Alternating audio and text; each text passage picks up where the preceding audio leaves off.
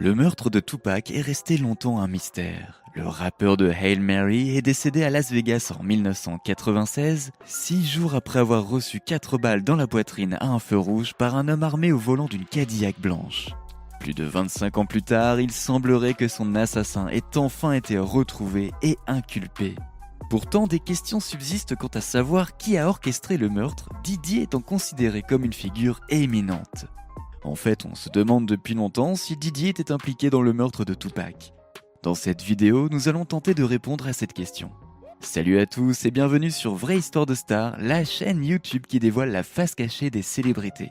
Aujourd'hui, nous plongeons dans l'univers de Diddy.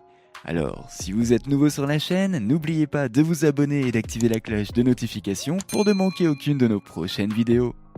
La rivalité hip-hop entre la côte Est et la côte Ouest, une querelle amère au milieu des années 90, a opposé les artistes et les fans des scènes hip-hop aux États-Unis venant de la côte Est et de la côte Ouest. Parmi les personnalités éminentes figuraient Dr. Dre, Snoop Dogg, Mobb Deep, autrement connu sous le nom de Prodigy et Havoc, et bien d'autres encore. Mais le conflit tournait principalement autour du rappeur basé sur la côte Est The Notorious Big, aligné avec Puff Daddy et leur label Bad Boy Records à New York, contre le rappeur basé sur la côte Ouest, Tupac Shakur, associé à Suge Knight et leur label Death Row Records à Los Angeles.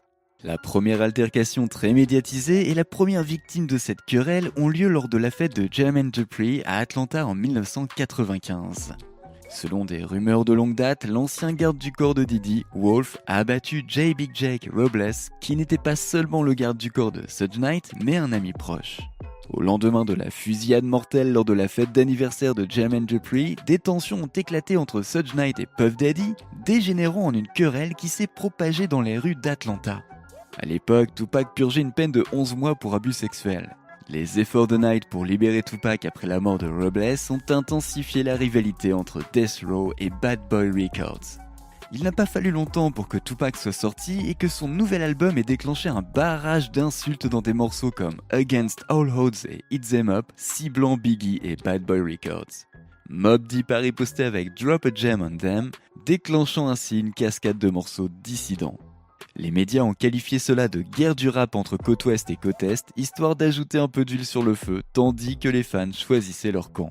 Mais c'était bien plus qu'une simple querelle dans le milieu du hip-hop, car certains des rappeurs impliqués allaient en payer le prix de leur vie. Le 7 septembre 1996, Tupac Shakur est victime d'une fusillade en voiture à l'intersection de Flamingo Road et Koval Lane à Las Vegas dans le Nevada. Transféré au centre médical universitaire du sud du Nevada, il a succombé à ses blessures 6 jours plus tard. L'article de Chuck Phillips de 2002, Qui a tué Tupac Shakur, a suggéré que les Southside Crips, cherchant à se venger d'un assaut antérieur de Shakur, avaient orchestré l'attaque. Orlando Anderson, le tireur présumé, a ensuite été écarté comme suspect par la police de Las Vegas. 6 mois après la disparition de Tupac, le 9 mars 1997, The Notorious Big a connu un sort similaire, mortellement abattu dans un passage en voiture à Los Angeles. Son agresseur restera non identifié. Tragiquement, la querelle a atteint son paroxysme avec ces 2 fusillades en voiture qui ont coûté la vie aux 2 rappeurs emblématiques. Malgré l'identification de plusieurs suspects, les meurtres de The Notorious Big et Tupac Shakur sont restés irrésolus, jetant ainsi une ombre sur l'histoire du hip-hop jusqu'à aujourd'hui. En effet, près de 3 décennies après la mort de Tupac Shakur lors d'une fusillade en voiture à Las Vegas, les forces de l'ordre ont appréhendé un individu lié à l'incident. Selon l'Associated Press, Dwayne Davis, également connu sous le nom de Kef D, qui a constamment affirmé avoir été témoin de la fusillade, a été arrêté le 29 septembre 2023. Il fait face à une accusation de meurtre avec une arme mortelle et s'est vu refuser la libération sous caution par un juge. Davis aurait en effet orchestré une vendetta contre Tupac Shakur selon les forces de l'ordre. Mais qui est Kef et qu'a-t-il à voir avec la mort de Tupac ? En 2019, le Southside Compton Crip a dévoilé l'histoire de sa vie dans les mémoires révélatrices Compton Street Legend. Dans ses mémoires, Davis raconte son ascension au sein du célèbre gang de Californie du Sud, accédant ainsi au poste de commanditaire de meurtre et supervisant un empire de la drogue de plusieurs millions de dollars qui s'étendait à travers le pays.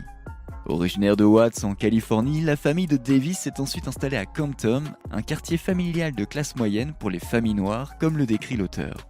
La victoire lucrative de 50 000 $ de son père et de son oncle sur le circuit Agua Caliente à Tijuana au Mexique, soit l'équivalent d'1 million de dollars aujourd'hui, a joué un rôle central dans le remodelage de leur vie, comme le révèlent les mémoires. Davis a brossé un tableau du rêve américain de sa famille, alimenté par les tâches ménagères de sa mère et les antécédents militaires de son père en tant que Marine en Virginie. Cette aubaine leur a ainsi permis d'acheter une maison à Compton et 2 nouvelles voitures. Cependant, Davis a souligné leurs défis en tant que seule famille noire dans leur quartier en 1965. Au fil des années, il a observé le départ des familles blanches, les comparant à des cafards fuyants lorsque les lumières étaient allumées, comme le raconte son livre. Davis, parmi ses 12 frères et sœurs, a vécu une enfance profondément ancrée dans les liens familiaux. Mais la tragédie a frappé très tôt lorsque sa mère a succombé à un cancer du côlon en 1980 alors qu'il n'avait que 15 ans. Dans un cruel coup du sort, Davis s'est retrouvé face au même cancer en 2014, une bataille qu'il a depuis surmontée. L'ombre sinistre de la mortalité planait sur sa famille, emportant 2 de ses frères, l'un avec un cancer et l'autre dans les rues de Compton, victime d'une fusillade mortelle. Les premières rencontres de Davis dans les rues tumultueuses de Compton l'ont vu croiser la route du PDG de Death Row Records, Marion Suge Knight, qui était lui-même un membre des Bloods à l'âge de 9 ans. Adolescent en 1971, il s'est mêlé au gang des Crips, influencé par la tendance dominante dans son quartier. Bien qu'il travaillait au Compton College, Davis a estimé que le rythme n'était pas assez rapide, ce qui l'a poussé vers l'attrait de l'argent rapide grâce au trafic de drogue, une opportunité qu'il a volontiers saisie. Un séjour en prison de 1985 à 1989 n'a guère contribué à décourager Davis. Cela a au contraire solidifié son identité de gangster endurci. En effet, la toile complexe de la vie de Davis tisse une histoire d'adversité, de choix et une danse complexe avec les forces de l'ordre qui l'ont transformé. Alors qu'est-ce que Diddy a à voir avec tout ça ?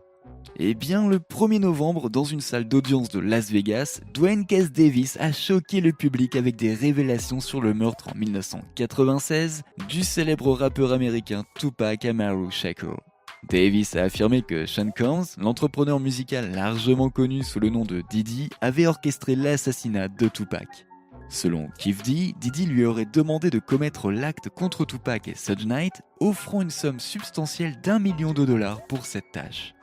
Les représentants de Diddy se sont abstenus de commenter immédiatement ces allégations surprenantes, gardant ainsi un silence stoïque.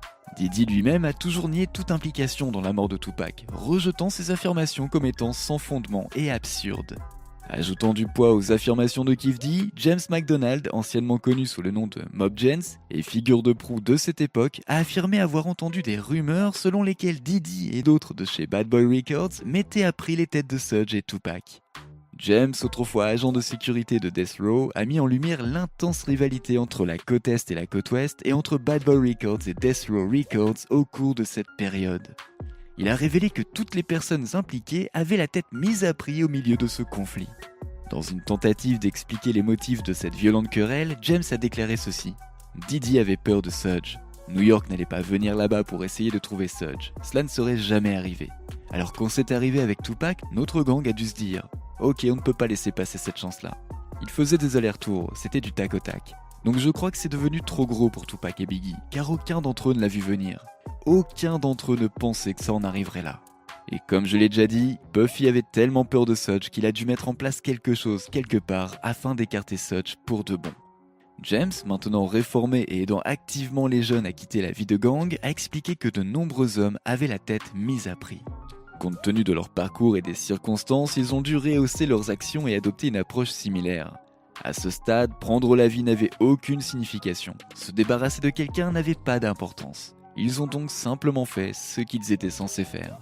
Kef D avait déjà fait des déclarations à la police de Los Angeles dans le cadre d'un accord de soumission en 2009 dans lequel il avait souligné son implication dans le meurtre de Tupac. Ces déclarations ne peuvent cependant pas donner lieu à des poursuites en raison d'un accord juridique en vigueur. Le but de l'accord de proposition est que le défendeur partage avec le gouvernement des informations, qu'elles soient écrites, verbales ou électroniques, qui peuvent être utiles dans son cas. Il est explicitement indiqué que l'accord n'accorde pas au défendeur une immunité absolue. Le prévenu est donc tenu de fournir des informations véridiques et complètes relatives au crime en question, sans rien cacher. L'accord précise que les déclarations faites lors de la séance de profération ne peuvent être utilisées contre le prévenu. Cependant, s'il s'avère ultérieurement que les informations fournies par l'accusé lors de la séance de présentation contredisent des preuves, des arguments ou des informations supplémentaires obtenues auprès de tiers, alors ces déclarations peuvent être utilisées contre le prévenu.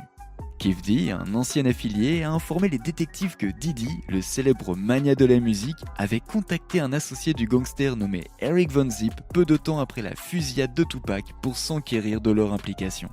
Selon un enregistrement, Kef D affirme que Diddy était heureux lorsqu'il a appris que leur entourage était derrière la fusillade de Tupac. Dans un autre clip audio enregistré durant son témoignage à la police de Los Angeles, Kef D affirme que Diddy a payé Zip après le succès de la fusillade et qu'il aurait gardé l'argent pour lui.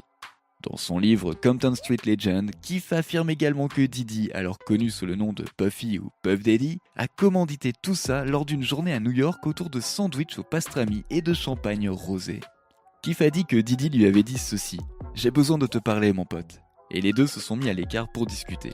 Il a écrit dans son livre: « Je suis capable de sentir et de voir la peur, et Puffy était rempli de peur. » Kef affirme alors que Diddy lui a dit ceci: « J'ai quelques problèmes à résoudre, Suge Knight et Tupac. » Le gangster dit avoir répondu ceci: « Ce n'est pas un problème, nous pouvons y arriver. » Dans le livre, Kef explique que Diddy a eu des problèmes avec Tupac après avoir sorti le morceau dissident Hit 'Em Up, expliquant que cette chanson avait rendu Puffy fou.